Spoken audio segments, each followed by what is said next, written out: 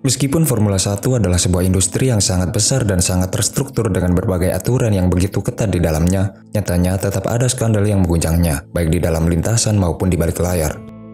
Seorang pembalap Formula 1 yang sekarang membalap untuk tim Aston Martin pernah menjadi saksi dari skandal terbesar yang terjadi di Formula 1.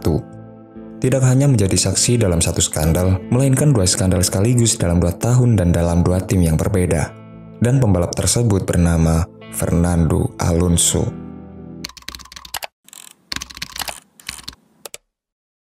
Alonso adalah seorang pembalap asal Spanyol yang mengawali karirnya di Formula 1 pada tahun 2001 bersama tim Minardi. Meskipun Minardi bisa dibilang bukanlah tim yang kompetitif, Alonso menunjukkan potensi luar biasa yang membuat tim-tim besar mulai meliriknya. Karirnya melejit saat ia bergabung dengan tim Renault, dan pada tahun 2005 serta 2006, ia berhasil merebut gelar juara dunia dan mengakhiri dominasi panjang dari Michael Schumacher. Namun perjalanan karirnya setelah mendapatkan 2 gelar juara dunia harus diiringi oleh kontroversi besar yang melibatkan 2 skandal berbeda. Spygate pada tahun 2007 bersama tim McLaren, serta Crashgate pada tahun 2008 bersama tim Renault. Setelah meraih 2 gelar juara dunia bersama Renault pada 2005 dan 2006, banyak yang mengira Fernando Alonso akan bertahan lama di tim yang telah membesarkan namanya. Namun secara mengejutkan, ia memutuskan pindah ke McLaren untuk musim 2007. Salah satu alasan utamanya adalah ambisi dan tantangan baru.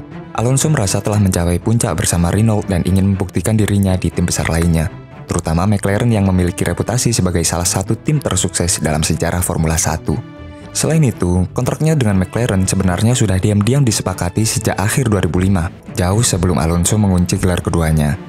Namun apa yang seharusnya menjadi era kejayaan baru justru berubah menjadi salah satu musim paling penuh konflik dalam sejarah Formula 1 modern. Alonso tiba di McLaren sebagai juara dunia bertahan dan ekspektasi besar mengiringi langkahnya. Tapi McLaren juga memperkenalkan pembalap muda yaitu Lewis Hamilton, yang ternyata tampil luar biasa sejak balapan pertama. Hubungan antara keduanya pun dengan cepat berubah menjadi persaingan yang tajam dan bahkan tidak sehat. Alonso merasa dirinya tidak diperlakukan sebagai pembalap utama, sesuatu yang sangat tidak lazim bagi juara dunia 2 kali di tim baru.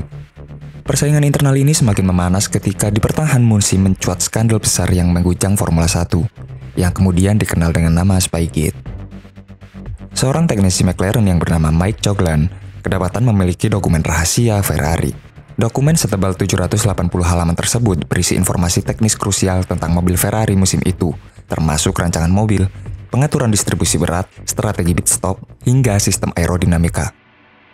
Terungkapnya skandal tersebut bermula ketika Mike Choglan menyuruh istrinya, Trudy Choglan, untuk menggandakan seluruh dokumen tersebut di tempat fotokopi lokal bernama Copycat Express. Tindakan ini ternyata menjadi titik awal terbukanya skandal.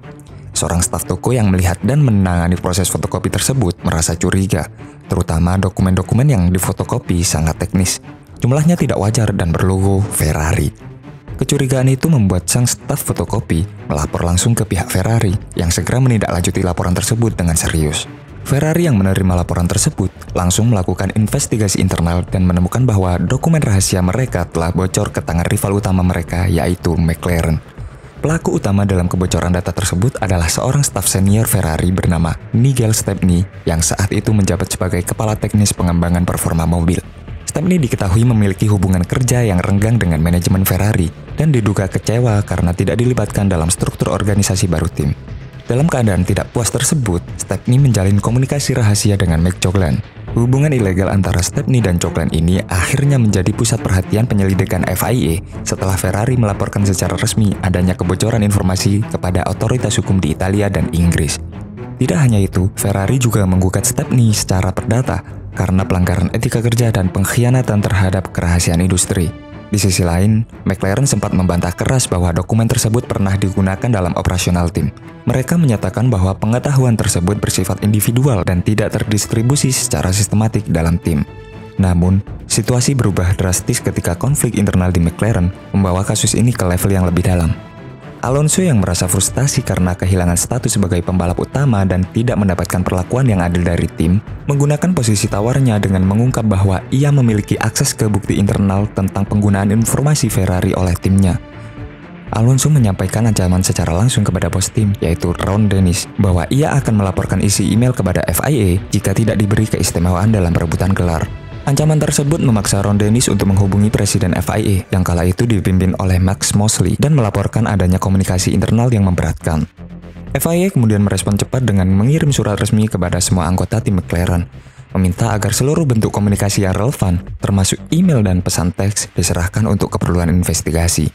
Salah satu email yang paling memberatkan adalah korespondensi antara De La Rosa dan Alonso, di mana mereka membicarakan tekanan ban dan performa ban belakang Ferrari, sesuatu yang mustahil diketahui tanpa akses langsung ke data tim lawan. Fakta-fakta ini memperkuat tuduhan bahwa McLaren tidak hanya menerima informasi tersebut, tetapi juga telah menggunakannya secara aktif dalam operasional tim. Sebagai akibat dari hasil investigasi ini, pada tanggal 13 September 2007, FIA menjatuhkan sanksi luar biasa kepada McLaren, yaitu didiskualifikasi dari kejuaraan konstruktor musim 2007 dan dikenakan denda sebesar 100 juta dolar Amerika Serikat. Meskipun begitu, Fernando Alonso dan Lewis Hamilton tetap diperbolehkan bertanding untuk gelar juara dunia mereka karena dianggap telah bekerja sama dalam proses penyelidikan dan tidak terbukti secara langsung memperoleh keuntungan performa dari penggunaan data ilegal.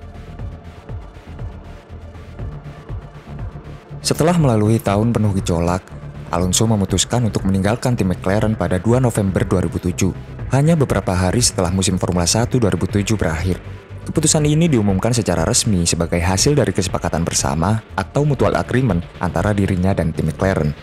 Namun, jika melihat konteks dan dinamika internal tim sepanjang 2007, banyak analis dan pengamat Formula 1 percaya bahwa kepergian Alonso lebih karena tekanan internal yang membuatnya tidak punya pilihan lain selain hengkang, atau bisa dibilang ditebak secara halus. Tak lama setelah meninggalkan McLaren, Alonso memutuskan untuk kembali ke tim yang membesarkan namanya dan memberi 2 gelar juara dunia yang tidak lain adalah tim Renault. Keputusannya bukan hanya soal strategi karir, tetapi juga soal kenyamanan dan kepercayaan. Renault mungkin bukanlah tim yang kompetitif seperti 2 tahun sebelumnya, namun Alonso lebih memilih kembali ke lingkungan yang ia kenal dan percaya daripada terus bertahan di bawah tekanan internal McLaren yang begitu toksik. Kembalinya Alonso ke Renault pada 2008 menjadi awal baru baginya. Namun siapa sangka, justru di tim lamanya inilah ia kembali terjerat dalam skandal besar lainnya, yang kali ini bahkan menyangkut manipulasi hasil balapan secara langsung. Musim 2008 diwarnai dengan berbagai drama di lintasan, dan salah satu momen paling kontroversial terjadi pada Grand Prix Singapura yang merupakan balapan malam pertama dalam sejarah Formula 1. Saat itu, Fernando Alonso berada di posisi yang kurang menguntungkan setelah mengalami masalah pada sesi kualifikasi dan harus start dari posisi ke-15. Namun keajaiban seolah terjadi ketika di tengah balapan, Nelson Piquet Jr. yang merupakan rekan setim Alonso mengalami kecelakaan hebat di tikungan 17 yang menyebabkan keluarnya safety car. Insiden ini secara drastis mengubah jalannya lomba karena Alonso yang baru saja melakukan pit stop sebelum kecelakaan mendapatkan keuntungan besar dari situasi tersebut yang membuatnya finish di posisi pertama sekaligus menjadi kemenangan perdananya sejak kembali ke kursi pembalap tim Renault. Namun, setahun kemudian pada tahun 2009, dunia Formula 1 diguncang oleh pengakuan mengejutkan dari Nelson Piquet Jr. yang menyatakan bahwa kecelakaan tersebut bukanlah murni insiden balapan, melainkan telah direncanakan oleh pihak tim. Dalam pengakuannya kepada FIA, Piquet mengungkap bahwa dirinya diperintahkan untuk dengan sengaja menabrakkan mobilnya pada titik tertentu dengan tujuan agar strategi pit stop Alonso bisa membuahkan hasil maksimal. Strategi ini dibuat karena tim Renault tahu bahwa mobil Alonso akan diuntungkan jika safety car keluar setelah pit stopnya, dan benar saja rencana itu berjalan dengan sempurna. Investigasi resmi yang dilakukan FIA mengungkapkan bahwa tim Renault memang bersalah dalam upaya memanipulasi hasil balapan. Bukti berupa rekaman komunikasi radio, kesaksian Piquet Jr., dan berbagai dokumen internal memperkuat dugaan tersebut. Flavio Briatore dan Pat Simon dinyatakan sebagai otak di balik insiden ini. Sanksi keras pun dijatuhkan.